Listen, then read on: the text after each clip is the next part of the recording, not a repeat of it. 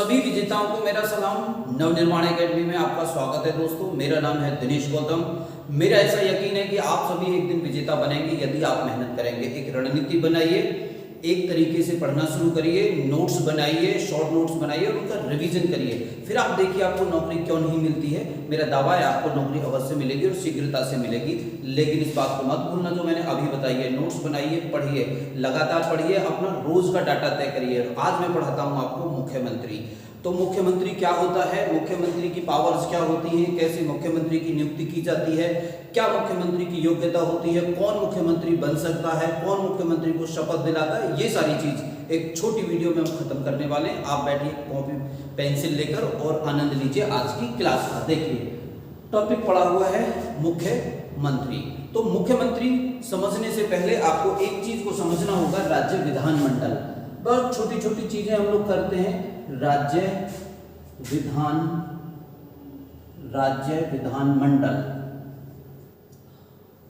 राज्य विधानमंडल। तो याद रखना है राज्य विधानमंडल तीन चीजों से मिलकर बनता है हमेशा।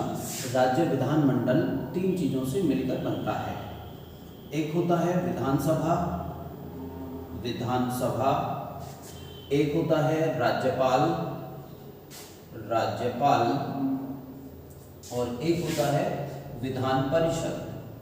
आपको ऐसी छोटी छोटी और मामूली चीजें का जानकारी होना चाहिए। एक होता है विधान परिषद। यहाँ पे छोटी छोटी चीजें और आपको एक चीज जान लेनी है कि जो विधानमंडल है, विधानमंडल होगा, ये अनुच्छेद 168 में दिया गया है। ये नोट कर लेना, अनुच्छेद 168 में दिया गया है कि राज्य का एक विधानमंडल होगा। अनुच्छेद 169 में दिया गया है एक विधान परिषद होगी। 169 में दिया गया है एक विधान परिषद होगी और 170 में दिया गया है कि एक विधान सभा होगी। तो इस चीज को आप नोट कर लें प्लीज। तो यहाँ पे तीन अनुच्छेद आए, 168, 169, 170। 168 कहता है हर राज्य में एक विधानमंडल होगा। विधानमंडल तीन चीजों से मिलकर बनेगा, विधानसभा, राज्यपाल और विधान परिषद। आपको याद रखना होगा भारत के संविधान में इस बात का उल्लेख है कि आवश्यक नहीं है कि हर राज्य में विधान परिषद हो। जैसा कि है भारत में सभी राज्यों में विधान परिषदें नहीं हैं, केवल कुछ ही राज्यों में विधान परिषद हैं, परंतु सभी राज्यों में विधानसभाएं हैं। याद रखना सभी राज्यों में विधानसभाएं हैं और याद रखना सभी राज्यों में राज्यपाल भी हैं। सभी राज्यों में राज्यपाल भी हैं, विधानसभा भी है, लेकिन सभी राज्यों में विधान परिषदें नहीं हैं। तो जो विधानसभा है और विधान परिषद है, यहीं से एक आदमी निकल के आता है जो नेता होता है सबसे बड़ा, और उस नेता को कहते हैं चीफ मिनिस्टर अर्थात मुख्यमंत्री। एक चुनाव होता है, चुनाव मुख्यतः विधानसभा का होता है। आपको विधानसभा को ज्यादा समझना है। जिस प्रकार से संसद में लोकसभा होती है, विधानसभा के चुनाव में जो सबसे बड़ी पार्टी होती है, जो पूर्ण बहुमत प्राप्त करती है, उस पूर्ण बहुमत प्राप्त करने वाली पार्टी को के नेता को, जो उनमें सर्वमान्य नेता होता है, उसी को चीफ मिनिस्टर बनाया जाता है। तो अब आप समझ पाए होंगे चीफ मिनिस्टर का संबंध विधान परिषद और विधानसभा से होता है। मुख्यतया उसका संबंध विधानसभा से होता है, जिस प्रकार मुख्यतया प्रधानमंत्री का संबंध लोकसभा से होता है। तो कैसा समझ में आ रहा है आपको? वीडियो को रोकिए और कमेंट करके बताइए फटाफट जो छोटी छोटी चीजें मैंने आपको यहाँ तक बताई हैं। तो देखिए अब यहाँ से बात करते हैं। तो तीन अनुच्छेद आपने लिख लिए होंगे, ऐसा मैं मानता हूँ। आगे बढ़ते हैं। तो जो मुख्यमंत्री होता है वह मंत्री परिषद का प्रधान होता है। कौन होता है? मुख्यमंत्री मंत्री परिषद का प्रधान होता है। तो एक बात करते हैं, मंत्री परिषद क्या होती है। यहाँ पर यह भी समझ लेना है, मैंने कल की क्लास में ही बताया था मंत्री परिषद क्या होती है। मंत्री परिषद का तात्पर्य होता है मंत्रियों का समूह। मंत्रियों का समूह। जिस पार्टी ने चुनाव जीता है उसके पास बहुत सारे मंत्री होते हैं, तो मंत्रियों के समूह को कहते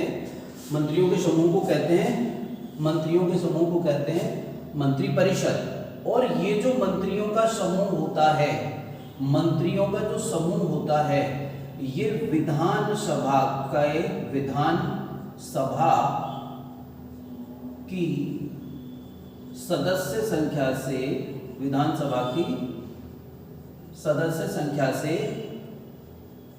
15% से ज्यादा नहीं हो सकता। 15% से ज्यादा नहीं होगा किसी भी हालत में, केवल 15% तक ही होगा। जैसे कि यदि किसी विधानसभा में सदस्य संख्या 100 है, तो उसमें 15% अगर आप निकालेंगे तो वहां पर केवल 15 मंत्री हो सकते हैं, 15 मंत्रियों से ज्यादा नहीं हो सकते। इसका मतलब ये है उत्तर प्रदेश की विधानसभा में 404 सदस्य होते हैं, 404 सदस्यों में से एक मनोनीत होता है तथा 403 सदस्यों का चुनाव होता है। तो 403 सदस्यों में का 15% अगर निकालेंगे तो 15 चौका 60 मंत्री हो सकते हैं उत्तर प्रदेश की विधानसभा में अधिकतम। एक वीडियो में मैंने ये भी बताया था कि मंत्रिपरिषद की न्यूनतम जो सदस्य संख्या है, न्यूनतम सदस्य संख्या 12 हो सकती है। बहुत सारे ऐसे राज्य होते हैं जिनमें जो विधानसभाएं हैं वो बहुत छोटी होती हैं, तो कम से कम 12 सदस्य होंगे, कम से कम 12 मंत्री होंगे और अधिकतम 15% हो सकते हैं। ये आपको जान लेना है, लिख लेना, नोट्स बना लेना, कॉपी पेंसिल लेकर बैठिए, आगे बढ़ते हैं। मंत्रिपरिषद हमने देख ली। अब देखिए हम यहाँ से आगे बढ़ते हैं। तो कौन बनता है मुख्यमंत्री? मुख्यमंत्री वह बनता है जो मंत्रिपरिषद का प्रधान होता है। पहली बात सुनिए, मुख्यमंत्री कौन बनता है? मंत्रिपरिषद का प्रधान, मंत्रिपरिषद का प्रधान होता है। मुख्यमंत्री मंत्रिपरिषद का प्रधान होता है, पहली बात। दूसरी बात है राज्य कार्यपालिका का प्रधान होता है। राज्य कार्यपालिका ऐसा भी समझा जाता है, राज्य की कार्यपालिका जो होती है, राज्य कार्यपालिका का प्रधान होता है। राज्य कार्यपालिका का प्रधान होता है, वो राज्य की कार्यपालिका का प्रधान होता है। और क्या होता है, अनुच्छेद 164 में इसका उल्लेख किया गया है। अनुच्छेद 164 में किया गया है कि उसकी नियुक्ति, किसकी नियुक्ति? मुख्यमंत्री की नियुक्ति, उसकी नियुक्ति कौन करेगा? उसकी नियुक्ति करेंगे महामहिम राज्यपाल। राज्य में एक राज्यपाल होंगे। आपने अभी पढ़ा था कि विधानमंडल का अभिन्न अंग होते हैं राज्यपाल। राज्यपाल ही उसकी नियुक्ति करेंगे। अनुच्छेद 164 इस बात का उल्लेख करता है कि मुख्यमंत्री की नियुक्ति राज्यपाल करेंगे। अब तो राज्यपाल किस व्यक्ति की नियुक्ति करेंगे, तो कैसे पता चलेगा? राज्यपाल को कैसे पता चलेगा कि किस व्यक्ति को मुख्यमंत्री बनाया जाए? तो आपको एक बात और समझ लेनी है, विधानसभा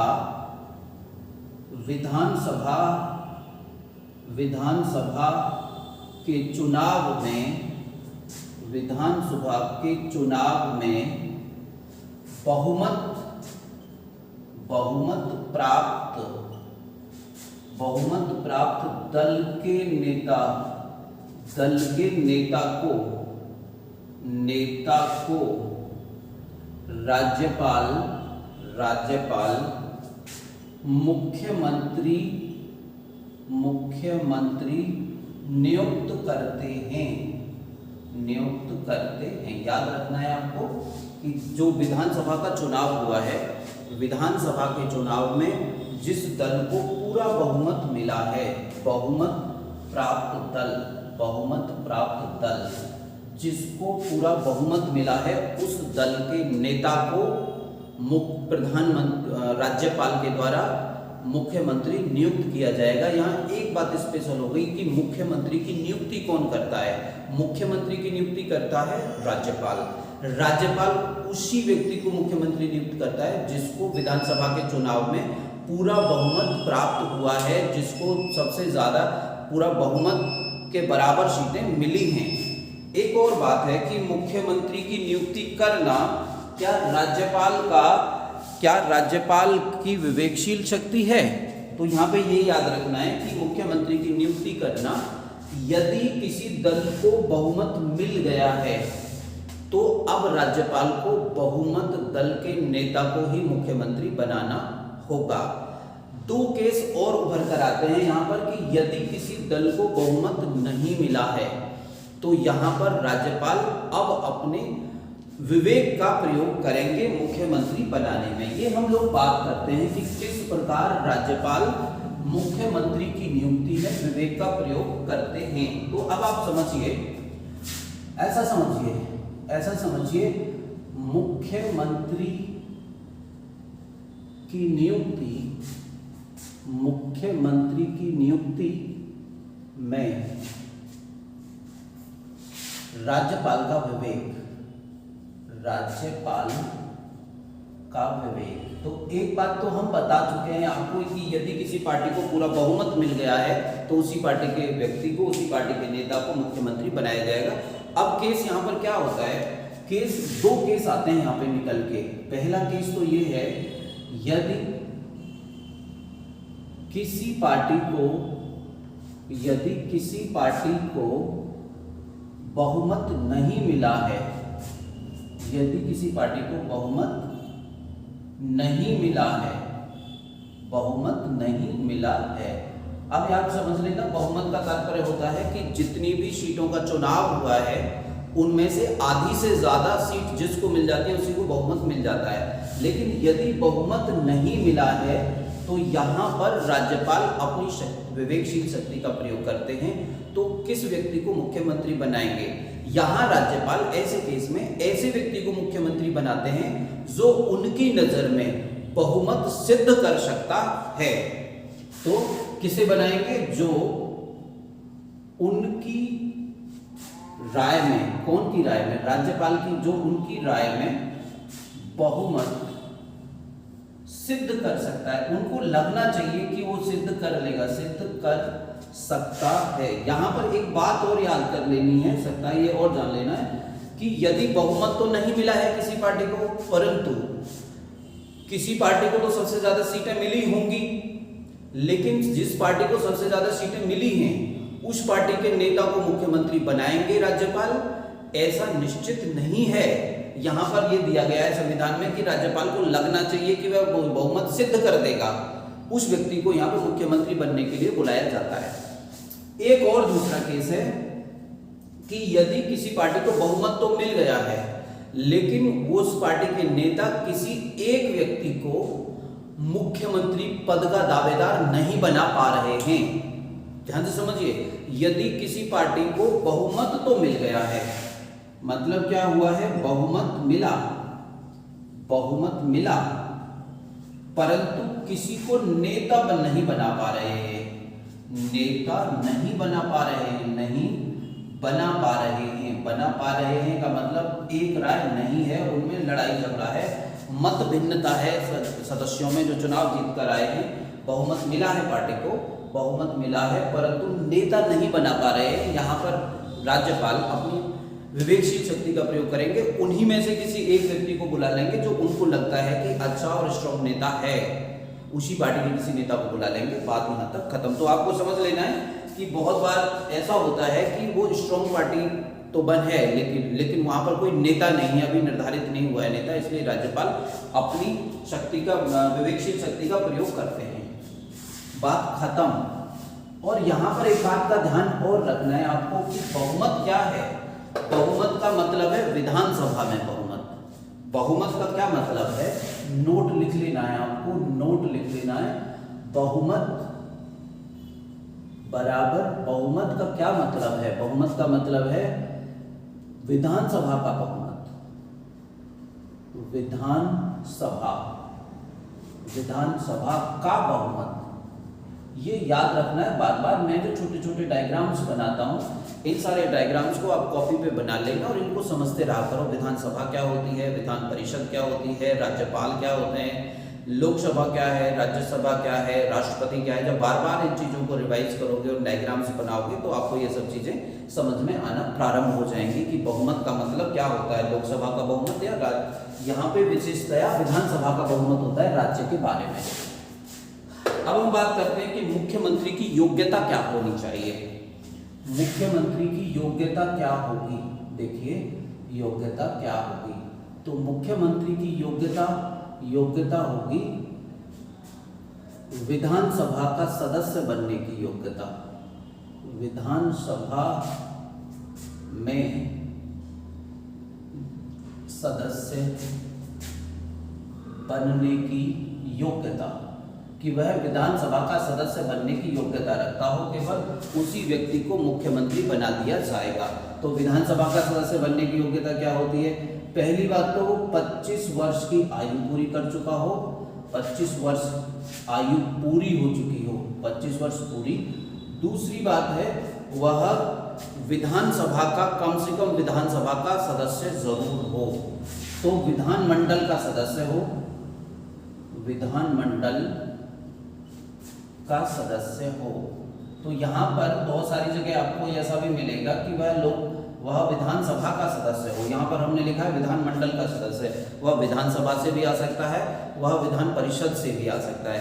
परंतु याद रखना है कि मुख्यमंत्री ज्यादातर विधानसभा से ही आते हैं, इसलिए आपको समझना है कि विधानसभा का सदस्य हो, उसने विधानसभा का चुनाव जीत लिया हो। याद रखना है एक और बात, यदि किसी ऐसे व्यक्ति को मुख्यमंत्री बना दिया गया है जिसने कहीं से चुनाव नहीं जीता है, याद रखना है ऐसे व्यक्ति को भी मुख्यमंत्री बनाया जा सकता है जिसने कहीं से चुनाव नहीं जीता है, तो वह केवल 6 महीने तक अपने पद पर रह सकता है। अर्थात 6 महीने के अंदर उसको जो है विधानमंडल का सदस्य बनना होगा। ये यहाँ पर योग्यता है कि यदि किसी ऐसे व्यक्ति को जिसने चुनाव नहीं जीता है मुख्यमंत्री बना दिया गया है, तो वह केवल 6 महीने तक मुख्यमंत्री रहता है। 6 महीने के अंदर उसको विधानसभा का या विधान परिषद का सदस्य बनकर आना होगा, चुनाव जीतकर आना होगा, तभी आगे वो मंत्री रह पाएगा। और याद रखना है मुख्यमंत्री स्वयं एक मंत्री ही होता है, इसीलिए विधानसभा की बात यहाँ पर की जा रही है, योग्यता हो गई। अब हम बात करते हैं मंत्री परिषद के कार्य क्या होते हैं, मुख्यमंत्री के कार्य। तो यहाँ पे देखिए, अब हम लिख लेते हैं, एक हेडिंग डाल देते हैं कि कार्य क्या होते हैं। तो पहली बात तो समझ लीजिए जो मुख्यमंत्री के कार्य होते हैं, मुख्यमंत्री मंत्री परिषद का गठन करते हैं। याद रखना है मंत्री परिषद का गठन कौन करता है, मंत्री परिषद का गठन करते हैं। पहली बात है मंत्री परिषद का गठन करना, मंत्री परिषद का गठन करना। और दूसरा काम क्या है, मंत्री परिषद के सदस्यों की नियुक्ति के विषय में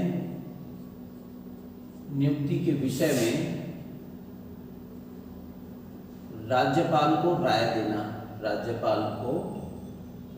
देना। तो जिन भी व्यक्तियों को मुख्यमंत्री कह देते हैं कि इस व्यक्ति को मंत्री बना दीजिए, उसी व्यक्ति को राज्यपाल मुख्यमंत्री बना देते हैं। ठीक है। और तीसरी बात क्या है, विभागों का बंटवारा करना, विभागों का बंटवारा करना। तो आपको ये भी याद रखना जरूरी है कि कौन व्यक्ति को कौन सा मंत्रालय मिलेगा, वह कौन से विभाग का मंत्री होगा, कौन से विभाग का मुखिया होगा, यह निर्धारित चीफ मिनिस्टर ही करते हैं। ये चीफ मिनिस्टर की विवेकशील शक्ति है, इसके निर्धारण में केवल और केवल चीफ मिनिस्टर की ही शक्ति का काम आता है। चीफ मिनिस्टर जरूरी नहीं है वो किसी से राय ले इस विषय में, ये उसकी विवेकशील शक्ति है, जिसको चाहे वो उसी व्यक्ति को मंत्री बना सकते हैं। दूसरा कार्य, ये था एक कार्य, ए मान सकते हैं आप ए। अब हम लिखते हैं बी कार्य, बी। वह देखिए वह क्या करता है, अनुच्छेद 167 में ऐसा कहा गया है, अनुच्छेद 167 में ऐसा कहा गया है कि राज्य जो मुख्यमंत्री है वह सरकार और राज्यपाल के बीच की कड़ी है। सरकार और राज्यपाल के बीच की कड़ी है, वह सरकार और राज्यपाल के बीच की कड़ी है। इसका क्या तात्पर्य है, इसका तात्पर्य ये है कि वह राज्यपाल को सरकार की नीतियों के बारे में तथा सरकार के विधि के बारे में जानकारी देता है। इसका मतलब है वह सरकार की नीति और विधि निर्माण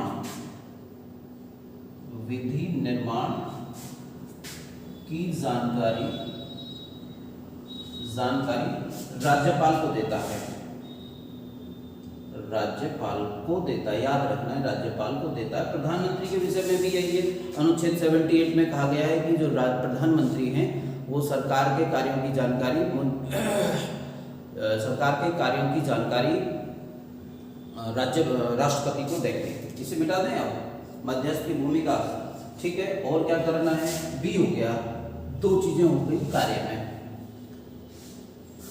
तीसरा उसका कार्य है वह विधानसभा के नेता के रूप में कार्य करता है। बी हो गया ना, सी देखिए, विधानसभा के नेता के रूप में कार्य करता है। विधानसभा का नेता होता है, विधान, याद रखना है आपको, चीफ मिनिस्टर ही, मुख्यमंत्री ही विधानसभा का नेता होता है, विधानसभा के नेता के रूप में कार्य करता है। ऐसा क्या जानना है कि पहली बात तो वह बहुमत दल का नेता होता है, ठीक है। क्या लिखना है, बहुमत दल का नेता, बहुमत वाले दल का नेता होता है। दूसरी बात, सरकार की नीति की घोषणा करना, सरकार की नीति की घोषणा, वह सरकार की नीति की घोषणा करता है। और राज्यपाल को विधानसभा भंग करने की राय देता है, राज्यपाल को विधानसभा भंग करने की राय कौन देता है, विधानसभा को भंग करने की राय देना भी उसी का काम होता है, विधानसभा के नेता का काम होता है। देखिए, ठीक है, आप समझ पा रहे ना, बहुमत दल का नेता होता है, ये तो आप समझ गए, विधानसभा में जिसको भी बहुमत प्राप्त है उसी दल का नेता होता है। ये सरकार की नीतियों की घोषणा भी यही करता है। राज्यपाल को विधानसभा भंग करने की बात, विधानसभा को भंग करने की राय देना इसी का काम है, किसका, मुख्यमंत्री का काम है। और दो काम और रह गए हैं, CD। देखिए, इसका जो अगला कार्य है, मंत्रिमंडल की बैठकों की ये अध्यक्षता करता है। मंत्रिमंडल